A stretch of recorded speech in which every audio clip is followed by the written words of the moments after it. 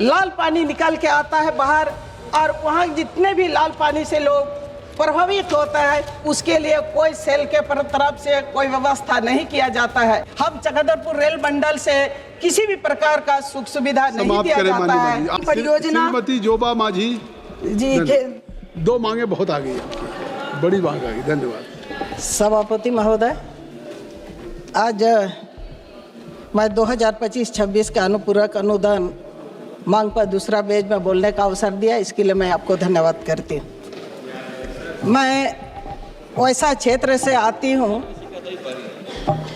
जो मेरे संसदीय क्षेत्र सरंडा जंगल पहाड़ क्षेत्र से आती हूँ, इसलिए मैं सबसे पहले तो अपने संसदीय क्षेत्र के जनता को मैं आभार व्यक्त करती हूँ और अपनी बातों को शुरू करती हूँ कि अभी अनुपूरक बजट के जब हम लोग इस पे चर्चा करते हैं, सबसे पहले तो प्रधानमंत्री आवास योजना के तहत जो ग्रामीण क्षेत्र के लाभुकों को देने का काम कर रही है भारत सरकार, सभापति महोदय, अब उसका राशि जो बहुत कम होता है और काफ़ी दूर है, और उसको लेकर के उस राशि से प्रधानमंत्री आवास पूर्ण नहीं होने की वजह से घर अधूरा ही रह जाता है।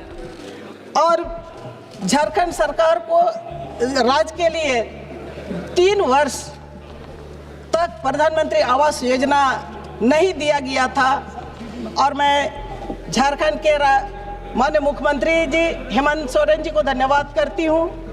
राज्य सरकार का अपना संसाधन से अब आवास 2 लाख रुपया करके पर लाभुक को दे करके आवास को बनाने का काम किया जा रहा है।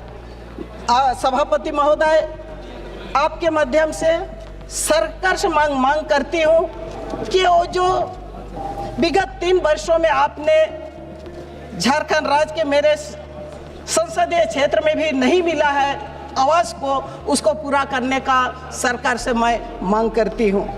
उसी तरह से सड़क पुल पुलिया, सभापति महोदय, पूरा भारत देश लोग जानता है सरंडा में आए दिन आईडी विस्फोट होने के चलते सीआरपी का जवान हो, आमजन हो, हमेशा दुर्घटना होते रहता है। सभापति महोदय, आपके माध्यम से सरकार से मांग करती हूँ कि प्रधानमंत्री सड़क योजना वैसा सरंडा क्षेत्र में अधिक से अधिक देने का काम करे, मैं सरकार से मांग करती हूँ। उसी तरह से जल नल योजना अभी आने वाला समय में, अभी 2 माह के बाद पानी का संकट होगा, पानी का हाहाकार होगा। जल नल योजना के तहत जितना भी जगह पर बोरिंग हुआ हो, पानी टंकी लगा हुआ हो, पानी वहाँ तक नहीं पहुँच पाया है। मैं आपके माध्यम से सभापति, आपके माध्यम से सरकार से मैं मांग करती हूँ कि वो जितने भी जल नल योजना के तहत पानी के लिए बोरिंग किया गया था, उसको गर्मी से पहले उसको व्यवस्थित किया जाए, ताकि ग्रामीण क्षेत्र के लोग पानी से किल्लत जूझना ना पड़े।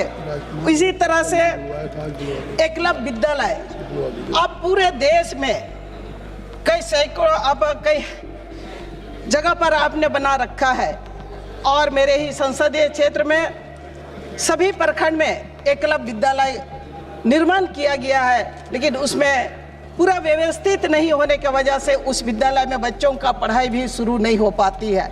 सभापति महोदय, आपके माध्यम से सरकार से उसके बारे में मांग करती हूँ।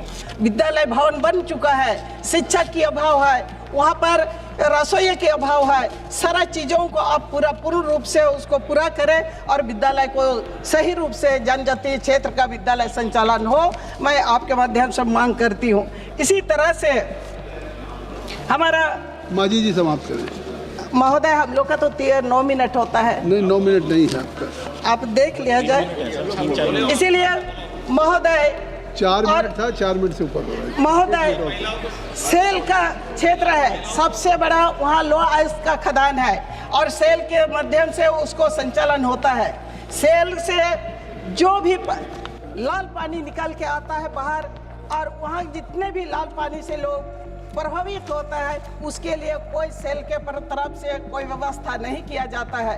इसलिए सभापति महोदय, मैं सरकार से मांग करती हूँ, सेल आपका भारत सरकार का उपक्रम है, आप वहाँ के जनता के लिए शुद्ध पानी देने के लिए भी काम करें। और इसी तरह से रेल के बारे में तो आपने सोमवार को कहने को कहा है, फिर भी मैं थोड़ा सा रेल को भी कहना चाहूँगी कि भारत देश का चक्रधरपुर रेल मंडल से राजस्व से अपना तीसरा स्थान पर देते हैं। उसके बावजूद भी हम चक्रधरपुर रेल मंडल से किसी भी प्रकार का सुख सुविधा नहीं दिया जाता है। आपकी बात, इसलिए मैं आपको धन्यवाद करती हूँ। श्री अब्दुल रशीद साहब, अब्दुल रशीद साहब।